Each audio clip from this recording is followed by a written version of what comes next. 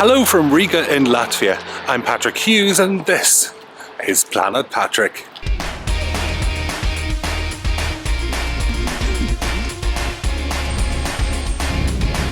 I'm Patrick Hughes and this is Planet Patrick.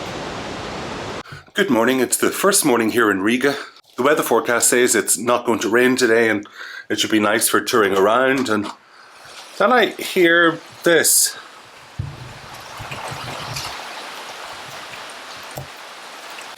That sounds pretty torrential to me. I don't know if it's going to rain off the tour. I was hoping to do it at 11 o'clock or not. I have an umbrella and a rain jacket, but is it enough for that? On my second day, I've got most of the day here, so I might have to do my touring on the second day. Maybe I get a rest day. I'm ready to try out this breakfast.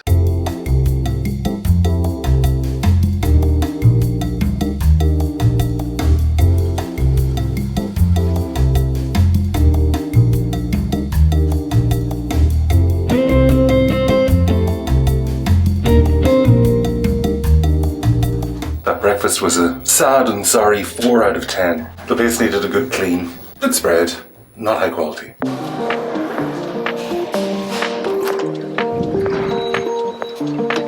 Holy heck, Batman. We need the umbrella. What am I crazy going on a walking tour today? I mean, there's no doubt that I'm crazy. Just whether I'm crazy to be going on this particular walking tour. 11 o'clock from St. Peter's Church. Do you think that they could do mainly inside work? It always seems reasonable. Riga, in the rain, going roundabout. That's the place I ate in last night. That looks like the church.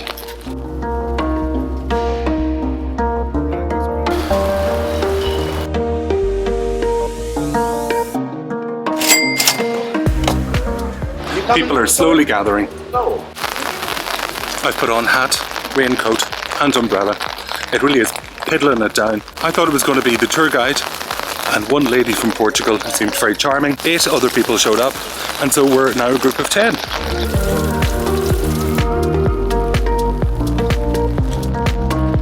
It really is the most charming little city. I say little, about 650,000 people live here, so it's not super tiny, but this old town part is.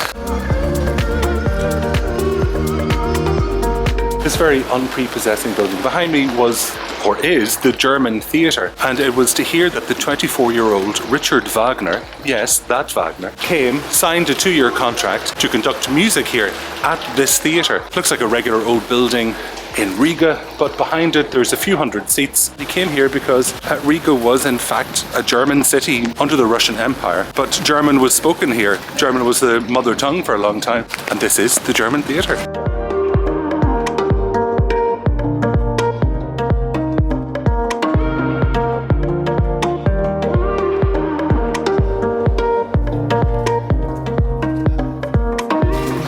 This little street is called Alarmstrasse from during the German reign, because this was the wall of the city, and then if there was somebody coming, this is where the alarm would be sounded and everyone would run down the street to try and get away.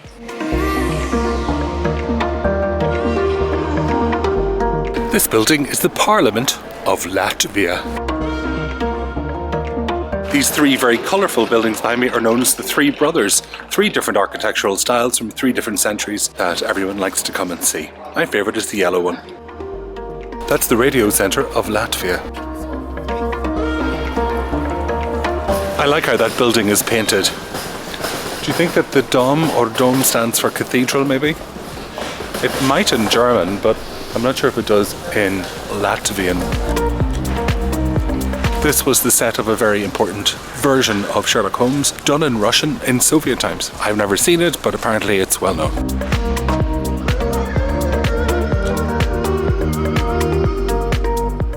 This building is called Home of the Blackheads. It looks like an ancient building but was in fact rebuilt after World War II because it had been destroyed many, many years earlier. Before we talk about who the Blackheads are, this is the Museum of the Occupation of Riga, but it was originally built as the propaganda museum during the Soviet era. So who were the Blackheads? Well, if I can give you a sense, they were kind of like a guild or society of young men, usually under 28. They were unmarried, much loved by the people of Riga because they gave like free festivals about 3 times a year that everyone could come to here in the town square, which is where we are. But the Blackhead bit came from this gentleman right here. This is Saint Maurice, who was in fact martyred in Switzerland, and we might know the name of a town in Switzerland that is named after him, San Moritz. Although he died, I think, in the 8th or 9th century, and my knowledge of St. Maurice is fairly thin, they took inspiration from his life, and so the Blackheads were founded in reference to him, even though that's not a particularly nice name.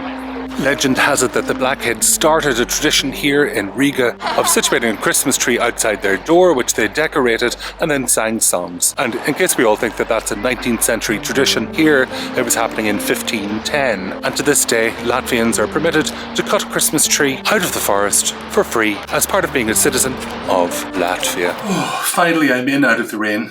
Oh gosh. I went to the supermarket on the way back and I bought something for lunch. Trying to keep it all within budget. We may need glasses for this. It's Sunday, I should say. And they had a hot food counter. And this had the word skinku in it, which I think has something to do with chicken. Oh, what do you think that is? It smells sort of garlicky. Okay. It is chicken, like chicken thighs cooked in garlic and something salty. It's really nice. I'm going to enjoy this. Total cost is cha-ching. Well, it's bye-bye from this little hotel room. I'm heading off to get something for lunch, and this is the start of a new travel day. And I've got a few hours to kill before I leave Riga. It's time to say goodbye to this hotel room in the Welton Centrum Spa. It was small. It looks much brighter on camera than it did in reality, but it was a great price. Okay, onwards. When it's a travel day, you really need to plan out when you're going to eat and where you need to have snacks in your man bag or lady bag or bags of all gender. Well, not today, Satan.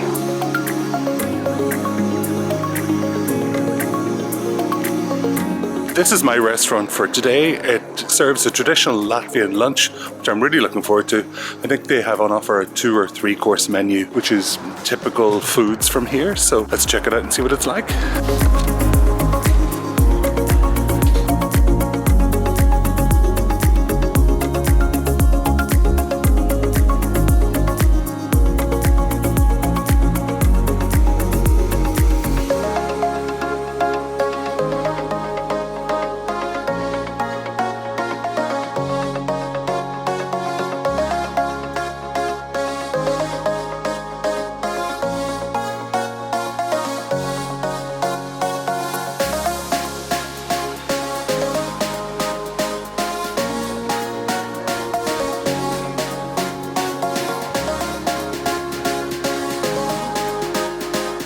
I hope you enjoyed the look of those 3 courses as much as I enjoyed eating them. The total cost for those 3 courses was €8.50.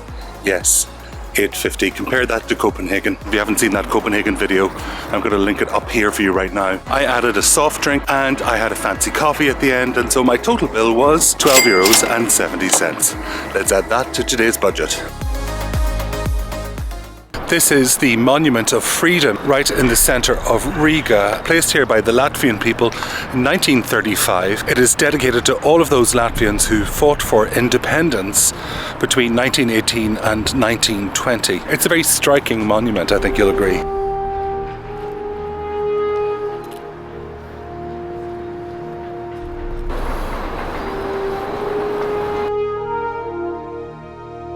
The temperature has dropped by about 3 or 4 degrees. It's about -5. It's really starting to get a bit nippy. I'm going to pop down to the main river so we can have a look at what's down there before I grab my bags and head out to the Lux Express bus station.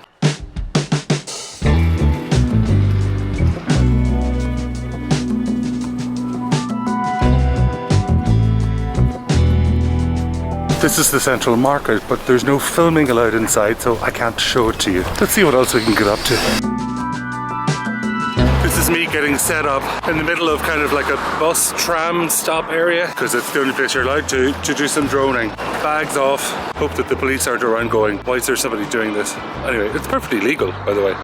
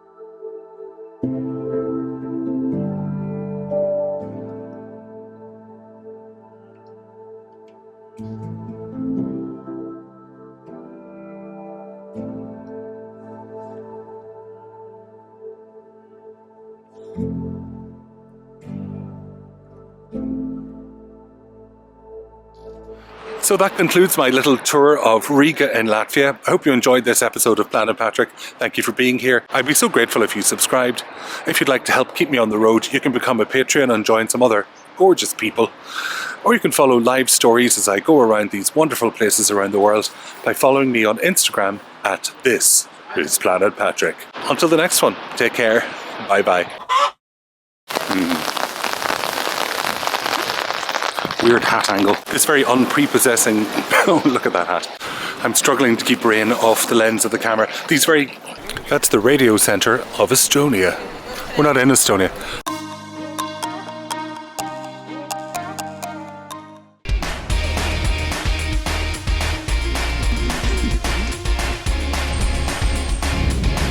I'm Patrick Hughes and this is Planet Patrick.